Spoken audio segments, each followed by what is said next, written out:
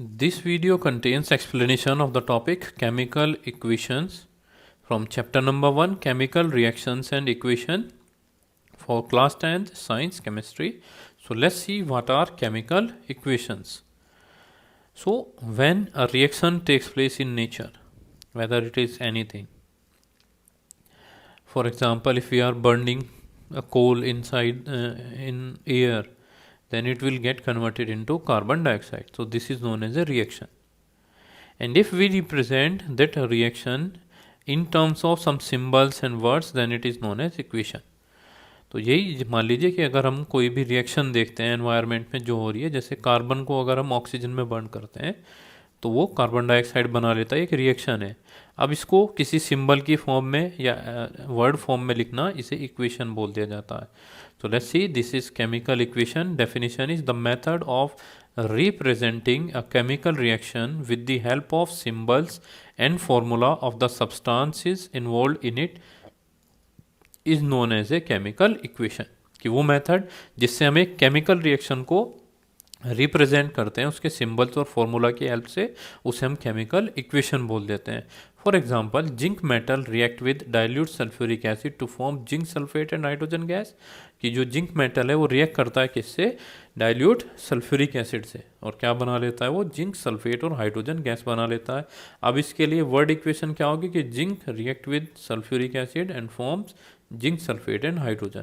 तो आप यहाँ पे देख रहे हैं कि जो जिंक और सल्फर है वो लेफ्ट हैंड साइड में है, और जो जिंक सल्फेट और हाइड्रोजन है वो राइट हैंड साइड में गिवन है. तो ये जो लेफ्ट हैंड साइड में होते हैं इन्हें हम रिएक्टेंट्स कहते हैं, और जो इधर होते हैं वो प्रोडक्ट्स होते हैं. और अगर एक से ज़्यादा हमारे रिएक्टेंट हैं तो प्लस का साइन लगा देते हैं बीच में, और प्रोडक्ट भी ऐसे ही हैं तो हम उसके बीच में भी प्लस का साइन, और रिएक्टेंट और प्रोडक्ट के बीच में एक एरो होता है जिसका हेड प्रोडक्ट की तरफ होगा और जो टेल होती है वो रिएक्टेंट की तरफ होता है. So this is known as word equation. इसे हम क्या बोल देते हैं? वर्ड इक्वेशन बोली जाती है. ठीक है, अब इस वर्ड इक्वेशन से एक्चुअल जो केमिकल इक्वेशन है वो कैसे बनाते हैं? Now put the symbol and formula of all the substances in the above word equation, we get the following chemical equation. कि the symbol of zinc is Zn, the molecule of the formula of sulfuric acid is H2SO4, and that of zinc sulfate is ZnSO4, and hydrogen is H2. So if we replace all these words with these symbols, then it will lead to a formation of a chemical equation. तो अब ये क्या होती है? सही मायने में chemical equation हो जाती है. This we have already discussed that these are known as reactant, these are known as product, और दोनों के बीच में एरो होता है. अगर एक से ज़्यादा प्रोडक्ट या रिएक्टेंट है तो उनके बीच में एक प्लस का साइन आता है. So this is all given in further text here कि द सब्सटेंसेस विच कंबाइन और react are known as reactant. कि वो सब्सटेंस जो कंबाइन करते हैं या रिएक्ट करते हैं उसे रिएक्टेंट कहते हैं. And reactant are represented on the left side of the arrow, means towards the tail of arrow with the plus sign between reactants if two or more than two reactants are there in a chemical reaction. तो यही होता है जो reactants हैं हमारे, जो combine होते हैं किसी भी रिएक्शन में, उसे रिएक्टेंट कहते हैं. और रिएक्टेंट को हम लेफ्ट हैंड साइड में रिप्रेजेंट कर देते हैं. ठीक है, यानी जो टेल होती है जिधर की तरफ उसमें, और आगे एक से ज़्यादा अगर रिएक्टेंट है तो उनके बीच में प्लस का साइन आ जाता है. The new substances produce in a reaction are known as product. और जो नए सब्सटेंस बन रहे हैं उसे हम क्या बोल देते हैं? प्रोडक्ट्स कह रहे हैं. ठीक है, क्या बने जाते हैं वो? Products. Then products are represented on the right hand side towards head of the arrow with a plus sign between products if two or more than two products are produced in a chemical reaction. अब produce किधर की जो products होते हैं उन्हें हम किधर की तरफ दिखाते हैं? राइट हैंड साइड में शो करते हैं उन्हें, और उनके बीच में भी प्लस का साइन है अगर एक से ज़्यादा होता है. तो एरो का हेड जिधर है उधर ही हम प्रोडक्ट्स को रिप्रेजेंट कर देते हैं. Then the arrowhead points toward the product and shows the direction of reaction. और arrowhead product की तरफ होता है और वो क्या शो करता है?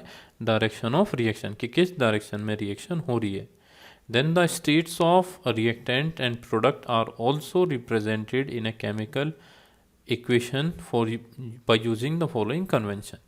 अब देखिए, और भी नॉलेजेबल बनाने के लिए हम जो एक केमिकल इक्वेशन होती है उसमें उनकी स्टेट्स भी मेंशन कर देते हैं साथ साथ. आपने देखा होगा बुक के अंदर बहुत जगह लिखी रहती है इक्वेशन, तो उसमें हम स्टेट्स भी मेंशन कर देते हैं. सॉलिड के लिए हम उसमें स्मॉल एस यूज़ करते हैं, लिक्विड के लिए L यूज़ किया जाता है, गैस के लिए G और एक्वस के लिए AQ यूज़ करते हैं। यानी कोई भी सॉल्यूशन अगर वाटर में होता है तो उसे एक्वस सॉल्यूशन बोला जाता है, उसके लिए AQ यूज़ किया जाता है। So this could be better understood by taking the following equation. So this equation is given when carbon react with oxygen, carbon is a solid here and oxygen is a gas, it will convert it into carbon dioxide, that is gas itself. So same thing is represented here. So this is all about the chemical equation, that's representing a chemical reaction in the forms of some symbols in a well or a systematic manner is known as chemical equation.